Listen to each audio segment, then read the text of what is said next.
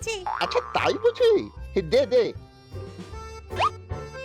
আমরা এই চিঠিগুলো দিয়ে আসছি, তোরা বাড়ি যা। বেশ, গেলাম তাহলে। বলিস কিরে বটা ঘটা, ভুজংপুর? হ্যাঁ এই দেখুন না, রং বেরঙের নিমন্ত্রণ পত্র। বাবা, জন্মে ভুজংপুরের নামই শুনিনি, যাওয়া তো দূরের কথা, তাও আমাকে পয়লা বৈশাখে নিমন্ত্রণ করেছে।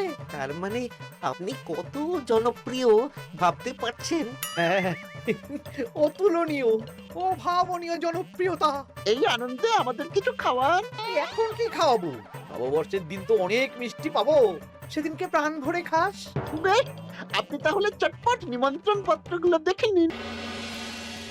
কি মন্ত্রী এখনো এলো না যে? হয়তো উনি খুব ব্যস্ত। যাই হোক, শোনো গোপাল, তোমাদের তো আগেই বলেছি এবছর রাজবাড়িতেও নববর্ষের দিন লক্ষ্মী গণেশ পুজো হবে। হ্যাঁ মহারাজ, তা তো বলেছেন। তা তোমাকে একটা দায়িত্ব দিতে চাই। বলুন মহারাজ, কি দায়িত্ব?